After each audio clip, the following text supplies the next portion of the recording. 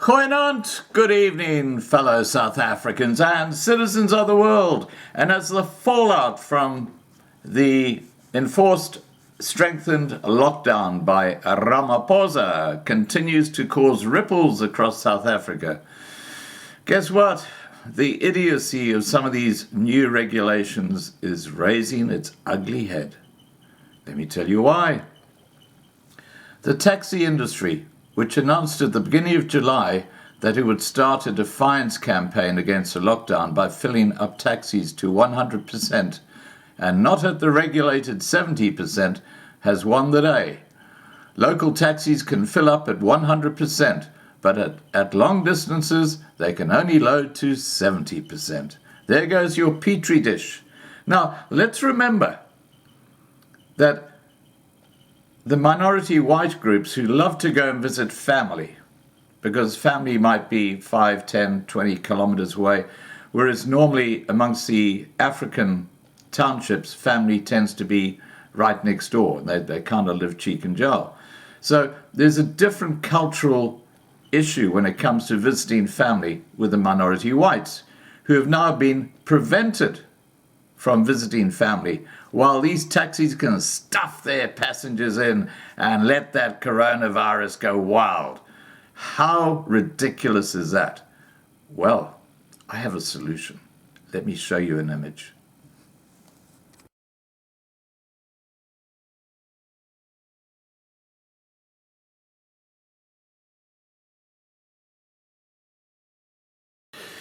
Okay, let's continue.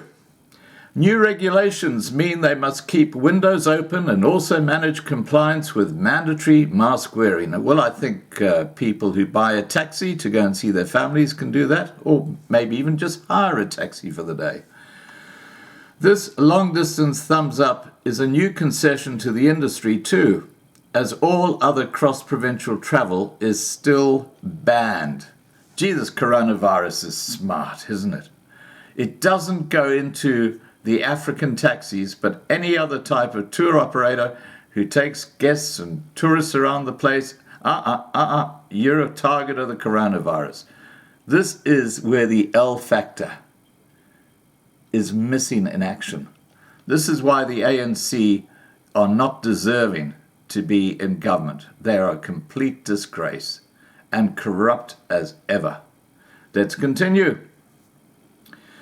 The winter of discontent just got more discontented, as Eskom is also load shedding extensively. This soured the national mood as people were without power for much of the coldest weekend of the year. Government has taken steps to strengthen the lockdown rather than loosen it as deaths rise. By Sunday, the 12th of July, 4,079 people had died from COVID-19, and 1,000 of those had died just in the last week. 3 premiers have tested positive. Ama Rakapai, Queen Nolosi Sandili, I'm not joking, that's her name. Queen. Sorry guys, this is a headbanging moment. I've got to take my glasses off.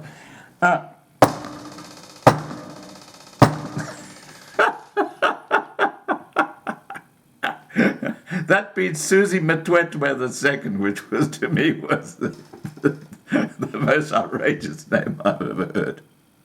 Anyway, the Queen and Northwest MEC Gordon Kegakwili both died in the past week.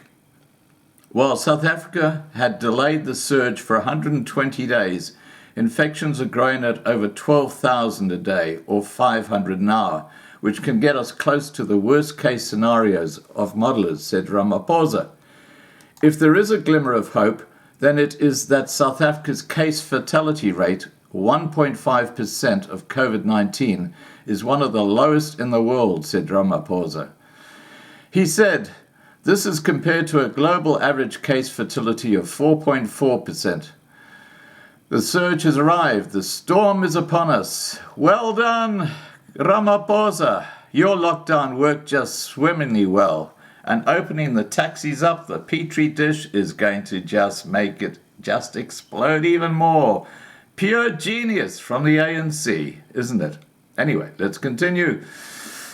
Ramaphosa calling this the gravest crisis in the history of our democracy. No, you got that wrong. The gravest crisis in the history of the post-1994 democracy is you, the ANC government. That's the reality of the situation. Anyway, Ramaphosa warned that the difficulties of the past few months are not about to get significantly harder, promising, "We will weather the storm." How many times have we heard him say that? And it always goes pear-shaped. We will weather the storm.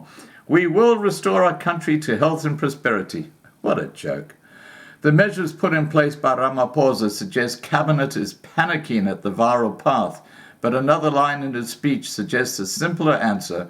Modelers predict that South Africa may have between 40 to 50,000 deaths by the end of this year.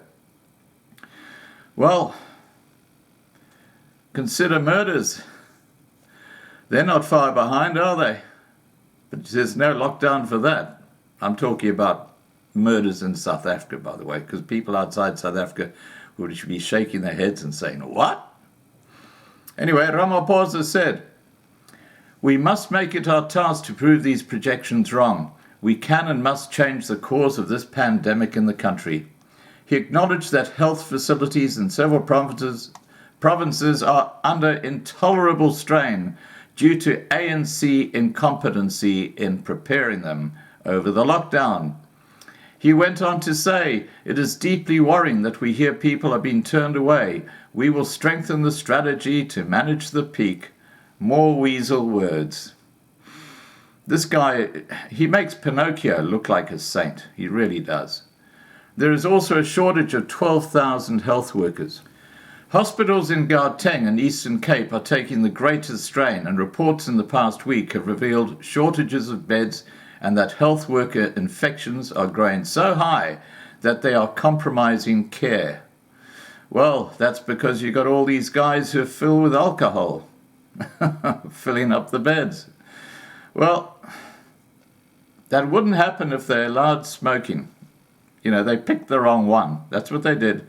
Because Edward Zuma is making a killing on the illegal market, isn't he? Yeah, that's Dlamini Zuma's stepson. Keep it in the family. Government is increasing general wards and critical care beds, freeing up ward capacity by delaying elective surgeries, increasing oxygen supplies, even if it means diverting supplies, and improving referrals from rural facilities to urban health centres. Well, we know how well that's working. Look at the case of General Isaac van Zyl.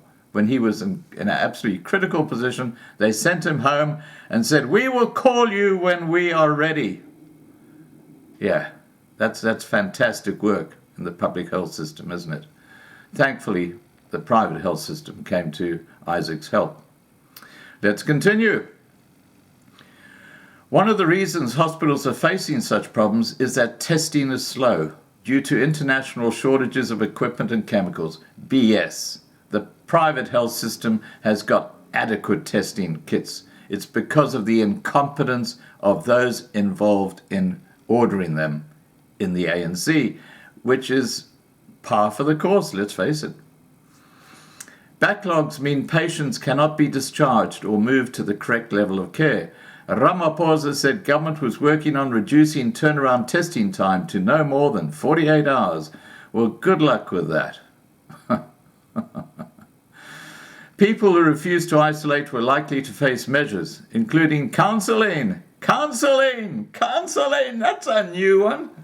Oh, that's another great way to make money quickly, isn't it? I mean, you just have open up your shelf company, stick on your 30% pass psychology degree, and boy, make a squillion.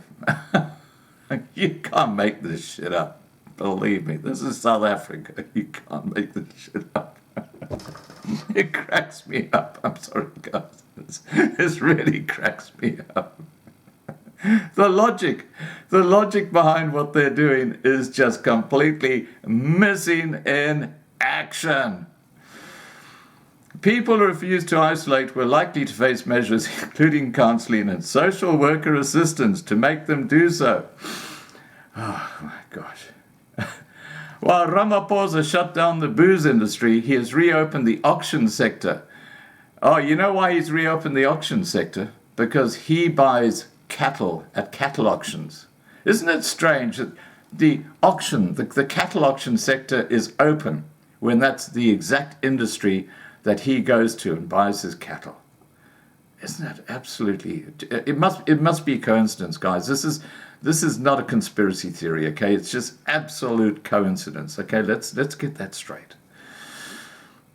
And parks will reopen too, but not for gatherings, picnics, concerts, organized runs, walks, etc. But even though people are mixing and gathering, Ramaphosa said family visits and other social activities are not allowed. That's why I say, guys, get yourself or hire a taxi if you want to go and visit family. That's the easy way around it.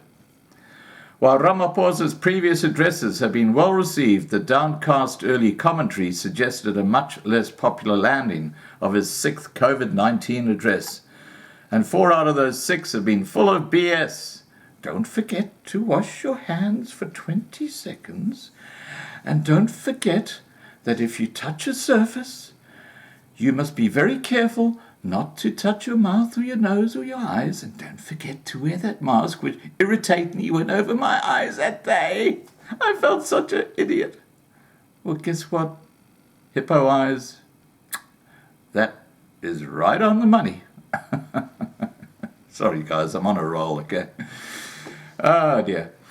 Okay, so, in conclusion, early commentary suggested that his speech lacked policy coherence, that the taxi industry was getting off easily, and many people raised concerns about whether the lockdown period had been well used if the health system was teetering so precariously.